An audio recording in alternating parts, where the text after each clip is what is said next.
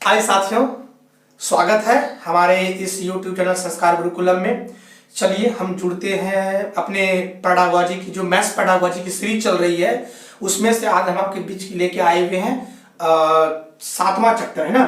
7वां chapter error analysis and the aspects of the learning है ना। ये टॉपिक्स जो आपके सीटेट की जो नोटिफिकेशन उसमें दी गई है उस टॉपिक से जबरदस्त क्वेश्चन पूछे जाते हैं। अगर आप सिलेबस को अच्छे से कवर करते हैं तो आपके सारे क्वेश्चन साथियों बन जाएंगे है ना। तो आइए हम लोग समय को बर्बाद न करते हुए टॉपिक की ओर आते हैं। उस टॉपिक का नाम है 7th नंबर चैप्टर है मैथ्स पेडागोजी की और उसका नाम है error analysis. Error analysis and aspects of learning.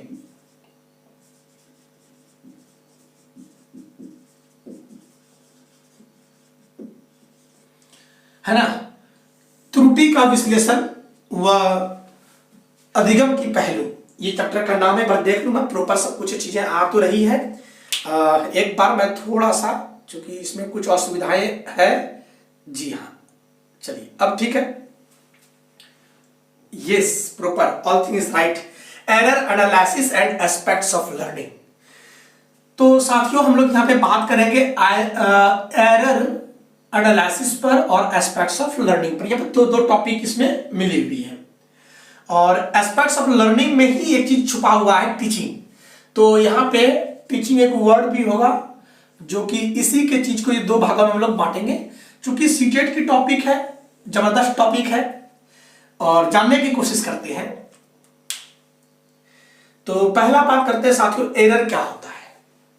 तो सबसे पहली बात, जब आप शिक्षण कला में हैं तो आपके पास बहुत सारी चुनौतियां आएंगी और चुनौतियों को स्वीकार करना है, क्योंकि बच्चों में पाई जाती है व्यक्तिक भिन्नताएं और व्यक्तिक भिन्नताओं के इंडिविजुअल डिफरेंसेस की वजह से बच्चों की सोचने की तरीके अलग होंगे।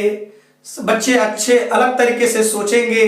बच्चे अलग अलग परिवेश से आए हैं तो उनकी भाषाएं अलग अलग होगी।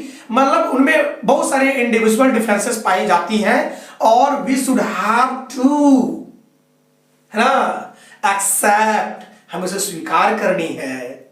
और बच्चों के द्वारा की जाने वाली गलतियां, हम जब भी टीचिंग लर्निंग के प्रोसेस में रहते हैं, जब भी शिक्षण अधिगम प्रक्रिया में रहते हैं, तो हमारे पास त्रुटियां बच्चों के द्वारा करी जाती है और उन त्रुटि को जो है हमें स्वीकार करनी चाहिए और उन त्रुटि से हमें बहुत सारे फायदा होती है। बच्चों के द्वारा की जाने वाली गलती हमारे लिए एक अवसर की तरह होता है। हम बच्चों को समझ पाते हैं वो किस स्तर से समझ पा रहा है चीजों को, किस स्तर से सोच पा रहा है। हमारी जो शिक्षण की कला है, अधिगम शिक्षण की जो प्रक्रिया है, उसमें त्रुटि का यह भी रोल रहता है साथियों कि बच्चे का जो चिंतन स्तर है वो कैसा है ये भी पता चलता है। अर्थात मोटा मोटी तौर पे कहें तो बच्चों के द्वारा की जाने वाली जो त्रुटियां हैं वो हमारे पास एक टूल्स की तरह से होती है, एक यंत्र की तरह से होती है, जिससे हमको उसका उपचार करने में, है ना, फॉर्मेटिव असेसमेंट में बहुत अच्छा लाभदायक होता है। जिस प्रकार से एक मैकेनिक के लिए एक हथौड़ी, एक स्क्रू जिस प्रकार से काम करता है, ठीक हम शिक्षकों के लिए भी बच्चों के द्वारा की जाने वाली गलतियों ठीक उस हथौड़ी और उस स्क्रू वगैरह के बराबर होता है। मतलब जिस प्रकार से मैकेनिक को एक गाड़ी को ठीक करने के लिए जो टूल्स की जरूरत पड़ती है, हमें भी बच्चों में अच्छे विकास करने के लिए, हमें बच्चों में अच्छी अधिगम कराने के लिए हमारे पास उनकी गलतियां टूल्स की तरह होती है, यंत्र की तरह होती है, डिवाइसेस की तरह होती है और उन सारी चीजों का यूज करते हुए बच्चों की गलतियों को हम लोग दूर करते हैं, बच्चों को बहुत अच्छा हम लोग अधिगम करा पाते हैं और तभी जाकर के हमारा अधिगम शिक्षण की प्रक्रिया सार्थक हो पाती है। यहीं पे साथियों हमारी जो बच्चों के द्वारा की जाने वाली जो गलतियां होती है वो हमें देती है क्या, हमारे आकलन को और भी सार्थक बनाती है। तो साथियों हम चलते हैं एरर एनालिसिस पर और उसके बाद करेंगे हम लोग किस पे बात, तो aspects of learning and teaching पे बात करेंगे साथियों, है ना। तो मैं आपका दोस्त व होस्ट आनंद राज आनंद स्वागत करते हैं हमारे इस YouTube चैनल संस्कार गुरुकुलम में। आइए साथियों देखते हैं एरर एनालिसिस। तो अगर हमारे चैनल में आप नए हैं तो चैनल को सब्सक्राइब कीजिएगा, अगर अच्छा लगे तो आप उसे लाइक भी कीजिएगा, साथ ही साथ अपने दोस्तों के बीच में जरूर शेयर कीजिएगा, ताकि हमारा मानव कल्याणकारी जो भाव है वो आपके तक पहुंच पाएगा। और गुरु दक्षिणा के रूप में शायद वो क्या चीज आप जो शेयर करेंगे शायद वो मेरी हो सकती है। अगर आपको अच्छा लगे तो, नहीं तो कोई बड़ी बात नहीं है। आइए हम लोग निर्माणकारी भाव में चलते हैं और निर्माणकारी कार्य के लिए हम आपके पास आए हुए हैं लेके मैथ्स पेडागोजी सीरीज। तो साथियों देखा हमने कि बच्चों के द्वारा की जाने वाली त्रुटि है ना, की जाने वाली त्रुटियां हमें देती है क्या, better understanding for the levels of the student, है ना। हमें बच्चों को दी जाती है, बच्चों को हम लोग जानते हैं उसका क्या, बच्चों की जानते हैं कि उसका संज्ञानात्मक का स्तर क्या है ना, संज्ञानात्मक का स्तर क्या है, जिसको हम लोग कहते हैं कि कॉग्निटिव, है ना, कॉग्निशन लेवल क्या है बच्चों का, वो चीज जानते हैं। उसकी जो द्वारा की जाने वाली गलतियां होती है, बच्चे कैसे सोचते हैं, हाउ दे थिंक, है ना, how they think about the content, बच्चे विषय वस्तु के प्रति कैसे सोचते हैं ये पता चलता है हमें। फिर तीसरी बात, बच्चों के द्वारा जो गलती की जाने वाली जो त्रुटियां, बच्चों के द्वारा की जाने वाली जो त्रुटियां होती है, ये बतलाता है कि बच्चों में किस प्रकार का चिंतन व तर्क हो रही है। चिंतन व तर्क के प्रकार का भी पता चलता है, चिंतन तर्क का पता चलता है। वहीं पे साथियों अगर बात करें एरर्स, हम टीचर्स के लिए क्या होता है, हम टीचर्स के लिए बहुत ही लाभदायक होता है और वो वर्क करता है किस तरह से, तो बच्चों की गलतियां टूल्स की तरह काम करता है, जिस प्रकार से छैनी हथौड़ी का काम करता है मैकेनिक्स के लिए। और हमें, क्योंकि हम भी तो बच्चों का निर्माण करता है, निर्माण करने पे कुछ ना कुछ टूल्स की जरूरत होगी और वही गलतियां टूल्स जो है टूल्स की तरह उसको लोग यूज करते हैं उसको ठीक करने के लिए। और जो बच्चों की त्रुटियां हैं वो हमारे असेसमेंट को, है ना, आकलन को सार्थक करने में सहायता करती है, आकलन को सार्थक करने में सहायता करती है। साथियों बच्चों के द्वारा की जाने वाली जो गलतियां है ना, वो हमारी शिक्षण अधिगम प्रक्रिया को सुदृढ़ करती है। तो यहां एक बात और लिखिएगा कि बच्चों की जो गलतियां होती है हमारे शिक्षण अधिगम, है ना, शिक्षण अधिगम प्रक्रिया को सुदृढ़ करती है ना साथियों। तो ये सारा चीज आप समझिएगा और जानने की कोशिश कीजिएगा। मैं थोड़ा सा और भी आपसे बात करूंगा, है ना। एक बार मैं इंक भर लूं, तब तक आप लोग जो है एक बार लाइक कर दीजिएगा थोड़ा सा, है ना, और लाइक कर दीजिएगा। अगर समय मिले तो आप उसे शेयर भी कर दीजिएगा। करें ना करें, हम अपने कर्तव्य पे चलते हैं और आपका जो कर्तव्य होता है वो करें, है ना। तो चलिए साथियों अब हम लोग देख लेते हैं टाइप्स ऑफ एरर। चूंकि यहां से सीटेट में ना बहुत सारे सवाल देखने को आपको मिला है और जैसे ही ये खत्म हो जाती है इसके लगातार आपके बीच हम इसके क्वेश्चंस पेपर को लेके आएंगे और उससे फिर अच्छी अवधारणाओं का विकास आपके अंदर में कर पाएंगे। और अगर आप पूरे मैथ्स पेडागोजी की सीरीज को देख लेते हैं 7-8 वीडियोस को, तो एक भी क्वेश्चन आपके एग्जाम में हॉल में नहीं छूटेंगे। तो चलिए साथियों हम लोग देखते हैं आगे टाइप्स ऑफ लर्निंग, है ना, सॉरी टाइप्स ऑफ एरर। इसमें कुछ और भी चीजों को देखते हैं, टाइप्स ऑफ एरर, और छोटे छोटे वीडियोस हैं लेकिन जबरदस्त है, आप इसको समझिए। अब देखते हैं हम लोग टाइप्स ऑफ एरर। त्रुटि के प्रकार, त्रुटि के कितने प्रकार होते हैं उस पर हम लोग बात करते हैं, जानने की कोशिश करते हैं कि त्रुटि कैसा कैसा होता है, किस प्रकार से होता है। और इसमें पहला जो हम त्रुटि को देखें उसको हम लोग कहते हैं कंसेप्चुअल एरर,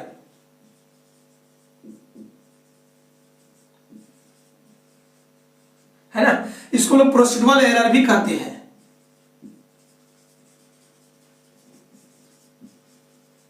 और इसको अगर हम लोग हिंदी में करें तो कहेंगे अवधारणाओं की त्रुटि, है ना, इसको हिंदी में कहते हैं अवधारणाओं या संप्रतियों की त्रुटि, है ना।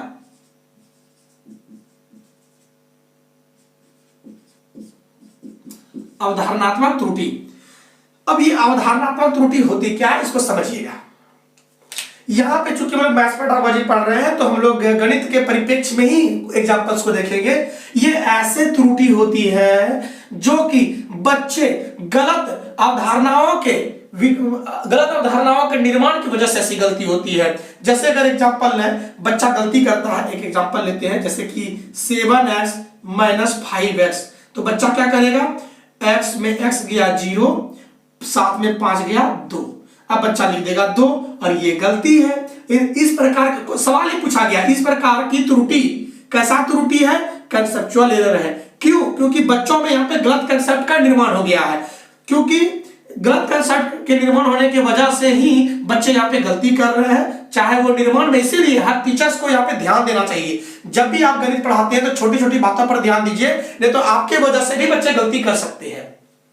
कंसेप्चुअल एरर में चूंकि टीचर पढ़ाना ये चाह रहे थे कि देखिए अगर x में x घट गया तो हो गया 0, वहीं पे अगर 7 में 5 घट गया तो होता है 2। अब बच्चा इसको मिला के यहाँ पे बोल दिया, ये जगह पे तो यहाँ पे सही था लेकिन यहाँ पे ये गलत हो गया। अब बच्चों को इसीलिए पढ़ाने के समय में हम उसको बताएंगे कि चीजें क्या होती है। ये 7x है, ये लाइट टर्म है, ये भी 5x है, ये दोनों लाइट टर्म है, मतलब एक समान पद है दोनों, है ना। और समान पद में जब घटता है, जैसे ये देखिए 7x, x को मान लीजिए 24 जी, ये भी है 24, ये भी 24, एक दूसरे पे घट जुड़ रहा है ना। 7 24, 5 24 मतलब 2 24, यहाँ पे x होनी चाहिए था, 24 होना चाहिए था, नहीं हुआ, बच्चा गलती कर दिया। ये किसकी वजह से हुआ, तो कंसेप्ट में एरर कर दिया बच्चा, इसको हम लोग बोलते हैं कंसेप्चुअल एरर।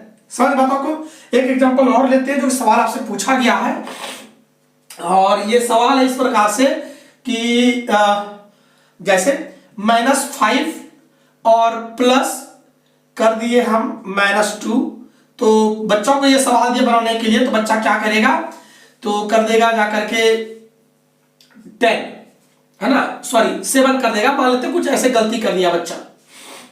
अब बच्चा को लगेगा कि सर तो आप बता चुके हैं कि minus into minus equal two plus, तो बच्चा कर देगा यहाँ माइनस माइनस प्लस, यहाँ लिख दिया प्लस, अब 5 और 2 ये हो गया 7। ऐसे बच्चा गलती करता है। ये इस प्रकार की गलती क्या दर्शाता है, इस प्रकार की गलती जो है कंसेप्चुअल एरर को दिखाता है ना साथियों। बात समझ में आपको आ रही है। कंसेप्चुअल एरर आपको समझ में आ गया होगा। बच्चों में गलत संप्रतियों के विकास के कारण से जो गलती होती है उसको हम लोग कंसेप्चुअल एरर कहते हैं। ये बातें समझ में आ गई। अब एक और देखते हैं, और उसको कहते हैं हम लोग प्रोसीडुअल सॉरी हैबिचुअल एरर, है ना।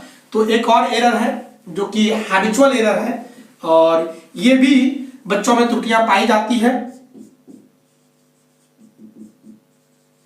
हैबिचुअल एरर, और हैबिचुअल एरर क्या होता है, ये आदतों की वजह से होती है। लगातार एक वर्ड्स को बार बार चीजें करते हैं, इसको हम लोग हैबिचुअल एरर कहते हैं। जैसे एग्जांपल है, एक टीचर जो है बच्चों को पढ़ा रहे हैं ज्योमेट्री, है ना, और बार बार लिखते हैं कि एक सर्किल है जिसका सेंटर सी है। हर बार पूरे जब तक बच्चा जब तक पढ़ाया वो सब दिन एक ही चीज लिखा है, एक सर्किल है उसका सेंटर हमेशा सी है।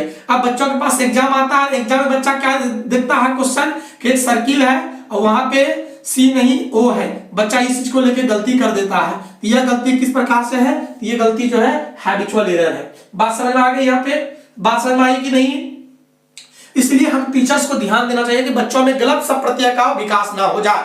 इसलिए हमें एग्जाम्पल भी बच्चों को देना चाहिए, बदल बदल के देना चाहिए। जैसे बहुत सारे हमारे भी टीचर्स थे जो कि ट्रायंगल ABC लिखते थे, तो यहाँ पे A और यहाँ पे B और यहाँ पे C लिखते थे, और ये गलत अवधारणा मेरे अंदर बना था, और मैं सोचा कि नहीं A वहां पे होता है, B यहाँ पे C पे होता है। मैंने चीजों को रटा था, लेकिन बाद में समझ में आया कि ओ नो, ये तो गलत अवधारणा का विकास कर रहे थे। ये शिक्षकों की वजह से भी हो सकती है। इसीलिए हमें हैबिचुअल एरर से बचना चाहिए, और इस तरह की गलती करने से बच्चे बार बार गलती करते हैं। इसीलिए शिक्षक को बड़ा ही यहाँ पे नियमबद्ध होकर रहना पड़ेगा, बड़ा ही ध्यान दे के बच्चों को पढ़ाना पड़ेगा।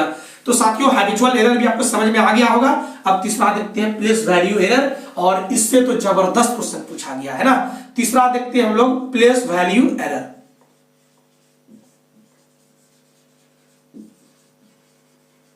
इसको कहते हैं स्थानीय मान त्रुटि। स्थानीय मान त्रुटियां।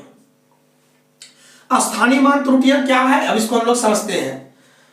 सबसे पहले स्थानीय मान और अंकीय मान क्या होता है। जैसे मैं एग्जांपल ले लूं 5 7 8 9, क्लियर। यहाँ पे 5 7 8 9 5789 ले लिए। अब बच्चों को हम लोग बताएंगे कि देखिए ये जो है इसमें दो प्रकार के वैल्यू होते हैं। एक होता है प्लेस वैल्यू एरर, पढ़ाने में मतलब चीजें आपको पता होनी चाहिए, वैसे मैं थोड़ा सा बता देता हूँ। एक होता है प्लेस वैल्यू, एक होता है हमारा फेस वैल्यू, है ना। इसको कहते हैं हम लोग स्थानीय मान,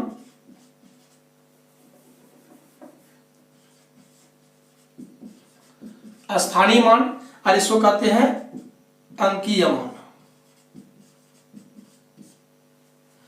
स्थानीय मान की अगर बात करें और अंकीय मान बात करें, जैसे ये 9 है, ये 9 हो गया, 8 हो गया, 7 हो गया, ये 5 हो गया, ये अंकीय मान है। लेकिन प्लेस वैल्यू बोले तो 9 क्या है, वंस में है तो ये 9 हो गया, 8 टेंस में है तो 80 हो गया, 700 में है तो 700 हो गया, वहीं पे 5000 में है तो 1000 हो गया। ये हमारा प्लेस वैल्यू है, आप ये जानते हैं, इसे बताने की जरूरत नहीं है। अब एक चीज और बताना है, यहां से क्वेश्चन पूछा गया है। अब देखिए ये किस सिस्टम में है, तो ये जो सिस्टम है इसका नाम है हिंदू अरेबिक सिस्टम, है ना। ये है हमारा हिंदू अरेबिक सिस्टम, हिंदी में कहते हैं हिंदू अरब पद्धति। एक होता है रोमन पद्धति, है ना, Roman number system, Roman number system. Roman number system और हिंदू अरबिक सिस्टम में फर्क क्या है। जैसे रोमन में अगर इसको लिखना चाहें कैसे लिखेंगे, 5000 है तो 5000 को लोग भी से डिनोट करते हैं, क्लियर। यह चीजें बात समझ में आ रही है। फिर 700 को कैसे लिखते हैं, तो डी से लिखते हैं 500, 600, 700, 80 को लिख सकते हैं कैसे, एल से हो गया 50, 60, 70, 80 और 9 को लिख सकते हैं आई एक्स। देखिएगा इस तरह से लिखते हैं 5789 लिख दिया हमने रोमन सिस्टम से। गौर कीजिएगा इसमें वंस टेंस 100 1000 है, लेकिन इसमें वंस टेंस नहीं होता है। ध्यान दीजिएगा, एक क्वेश्चन यहां से आपका बना, हिंदू अरेबिक सिस्टम और रोमन सिस्टम में फर्क ये है कि हिंदू अरेबिक सिस्टम में इकाई दहाई होता है, मतलब स्थानीय मान होते हैं, लेकिन रोमन सिस्टम में स्थानीय मान नहीं होते हैं। एक यहां से क्वेश्चन भी पूछा गया है, ये बात आपको साथियों समझ में आ गया। तो एक बात ध्यान दीजिएगा, बच्चों को ये हम खोल के बताएंगे, बच्चे अच्छे से समझेंगे, चीजों को जानने की वो कोशिश करेंगे। अब यहाँ पे क्या होता है कि चीजों को कुछ कुछ एग्जांपल्स लेते हैं और मैं देख लूं थोड़ा सा कोई गड़बड़ तो नहीं हो रही है ना। चलिए चीजें सब कुछ करके ठीक ठाक है, कोई बात नहीं है इसमें। अब ये प्लेस वैल्यू एरर को और भी आगे देखते हैं, यहाँ से कुछ एग्जांपल्स को देखते हैं, तब फिर एग्जांपल के माध्यम से समझने की ज्यादा कोशिश करते हैं। मान लिया जाए एक एग्जांपल, मैं एक एग्जांपल लेता हूं, छोटा सा एग्जांपल लेता हूं। मान लिया जाए एक क्वेश्चन है, बच्चों को क्वेश्चन दी गई है 47 और इसमें प्लस कर देते हैं 54, है ना। 47 प्लस 54 को जोड़ दीजिए, तो बच्चा जोड़ेगा 7 4 11 और 5 4 9, बच्चा ये लिख देता है। और आपसे पूछा जाएगा कि 47 जोड़ 54 करने पे बच्चों ने इस तरह से लिख दिया 7 4 11 4 5 9, तो बच्चों में क्या चीज की कमी है, कैसा गलती बच्चा कर रहा है, तो आप कहिएगा सर प्लेस वैल्यू एरर है। एक प्रकार के बच्चों में क्या कमी है, तो प्लेस वैल्यू एरर की कमी है, मतलब प्लेस वैल्यू एरर है बच्चों में, स्थानीय मान की ये बच्चा त्रुटि कर रहा है। समझ गए हैं। वही दूसरा के एग्जांपल लेते हैं, क्वेश्चन पूछा गया इस तरह से, एक एग्जांपल और लेते हैं। एक बच्चा को कहा गया कि आप 512 लिखिए, तो बच्चा क्या करता है 512 ऐसे लिख देगा 512। इस प्रकार की त्रुटियां क्या दर्शाता है, बच्चों में प्लेस वैल्यू 1 10 100 1000 10000 100,000 ये सब चीजें मम्मा। और इस पे लगातार वीडियो जो है मैं बना रहा हूं और इसलिए चीजें थोड़ा सा थक भी गए हैं, लास्ट करके छोड़ेगा ना। 512 को बच्चा ऐसा लिख देता है। ये गलतियां किस वजह से हो रही है, तो कहेंगे यह गलतियां जो है बच्चों में प्लेस वैल्यू एरर की वजह से हो रही है। तो साथियों हमें कोशिश करनी चाहिए टीचर्स के रूप में, एक अच्छे शिक्षक के रूप में, एक प्रभावशाली शिक्षक के रूप में, कि बच्चों पे गलत अवधारणाओं का विकास ना हो सके, और विशेष करके प्लेस वैल्यू एरर पे बहुत ही ज्यादा फोकस करना होगा, तभी जाकर के अच्छे बच्चों में निर्माण कर सकते हैं। तो साथियों हम चीजों को यहीं पे छोड़ते हैं, और नहीं छोड़ते नहीं, अभी और बचा हुआ है, माय गॉड, बहुत कुछ भी चीज अभी और बची हुई है, उन सारी चीजों को देखते हैं, जानते हैं। एक बार मैं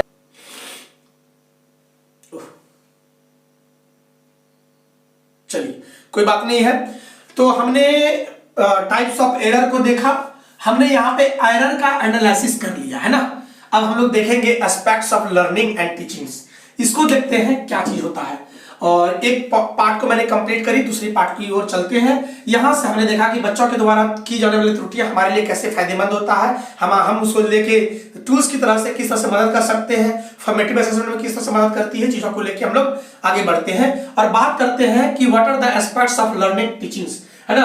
अब जब लर्निंग टीचिंग्स की बात आती है तो उसमें भी एरर होती है, और एरर जो होती है ये तो मैंने बताया कि चीजें जो बच्चों में वातावरण की वजह से होती है, घटकों की वजह से ऐसी गलतियां होती है। लेकिन साथियों कुछ गलतियां जो है वो हमारे लर्निंग डिसएबिलिटीज की वजह से भी होती है, और यहीं पे हम लोग देखते हैं the aspects of learning teaching में एक जो बच्चों में जो त्रुटि होती है वो हमारे त्रुटि जो बच्चों में होती है वो किस वजह से होती है, तो लर्निंग डिसएबिलिटीज की वजह से होती है। हम लोग देख लेते हैं कुछ कुछ लर्निंग डिसएबिलिटीज की वजह से होने वाली त्रुटियां, है ना। तो देखते हैं, इस चीज को पढ़ते हैं। Types of error on the basis of, इस टॉपिक का नाम देते हैं on the basis of learning डिसएबिलिटीज।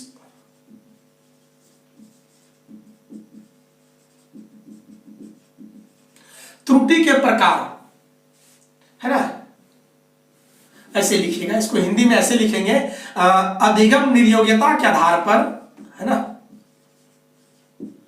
अधिगम निर्योग्यता के आधार पर त्रुटि के प्रकार, इस चीज को देखते हैं यहां पे। आप ध्यान समझिएगा, अधिगम निर्योग्यता क्या होता है। बच्चे किसी आवश्यकता की वजह से अयोग्य हो जाता है चीजों को करने में, उसको हम लोग कहते हैं अधिगम निर्योग्यता। मतलब कि बच्चों को सीखने में कुछ घटक काम करती है जो कि आंतरिक रूप से होती है, उसको हम लोग कहते हैं अधिगम निर्योग्यता।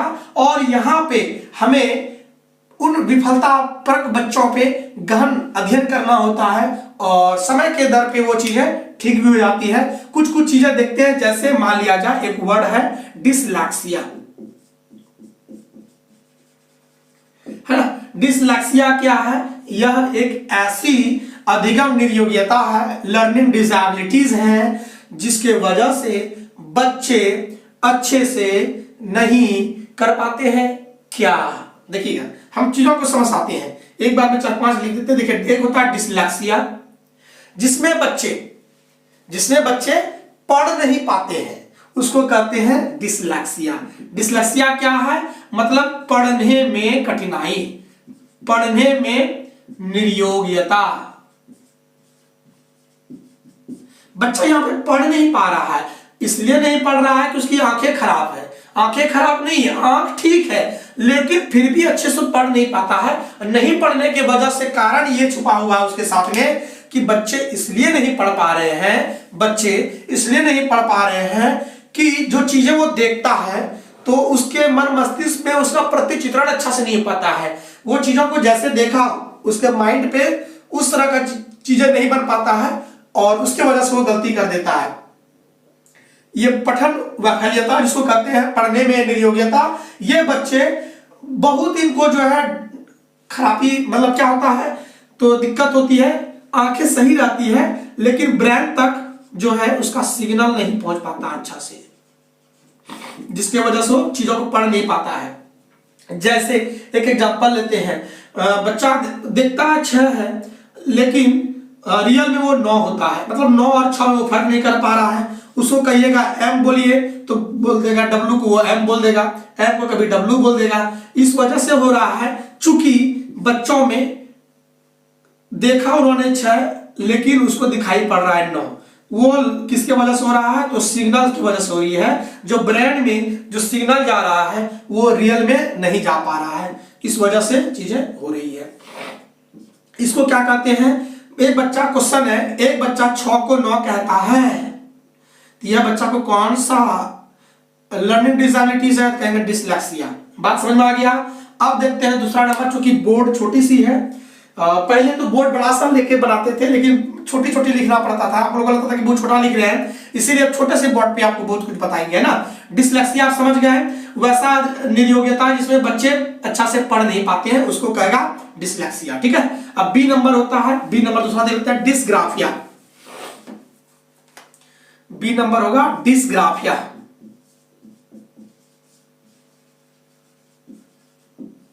देखिए ग्राफ का मतलब होता है लिखना, मतलब लेखन संबंधी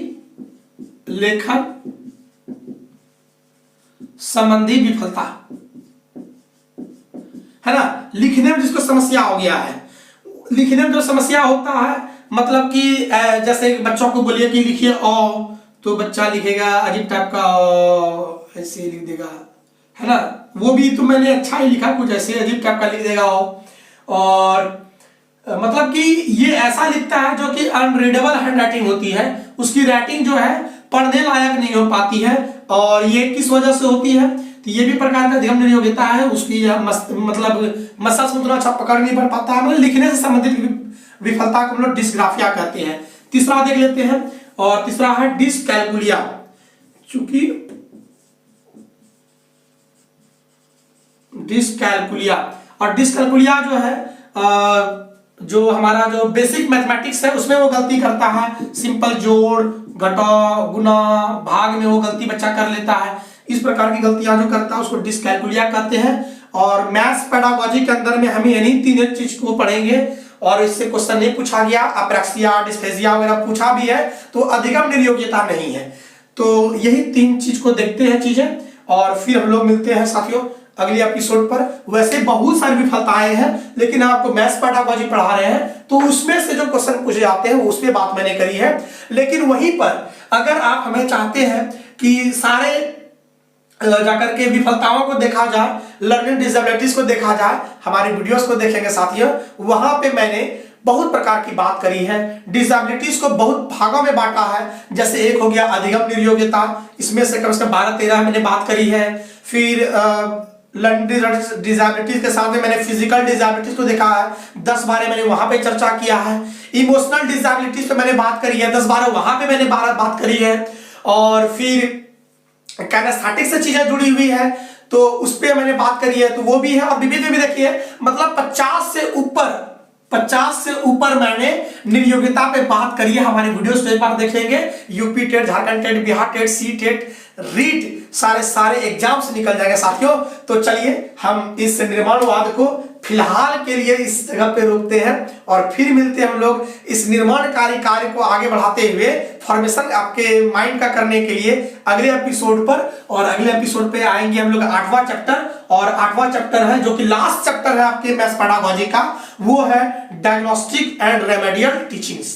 तो शायद साथियों नहीं, अब यहाँ पे हम क्वेश्चन आंसर को लेके चलेंगे, क्योंकि जब मैंने इवैल्यूएशन पढ़ा रहा था तो असेसमेंट की बात मैंने वहीं पे करी है, डायग्नोस्टिक और रेमेडियल पे मैंने बात जबरदस्त बात कर दी है। तो 8वें नंबर की जो चैप्टर है वो मैंने पढ़ा दिया है टॉपिक पे ही। तो चूंकि जुड़ता टॉपिक था, और एक टॉपिक मैं पढ़ा रहा था, और उस टॉपिक का नाम था, 5वें नंबर का चैप्टर था evaluation through formal and informal teachings, है ना। उसी में मैंने इसको भी टच कर लिया, तो सोचा छोटा सा के लिए क्या बताऊं, तो वही मैंने बात कर दी है। तो हम चाहेंगे कि आप वहां से देख लीजिएगा। मैथ्स पेडागोजी को यहीं पे कंप्लीट करते हैं, और अब जो वीडियोस आपके पास आएगी इन सारे टॉपिक से रिलेटेड क्वेश्चन को सिर्फ हम सॉल्यूशन करा देंगे आपके बीच में, और फिर बहुत अच्छा रहेगा। आपको भी पता चलेगा, स्वाकलन कर पाइएगा कि आपने जो चीज पढ़ा तो कितना क्वेश्चन बनता है।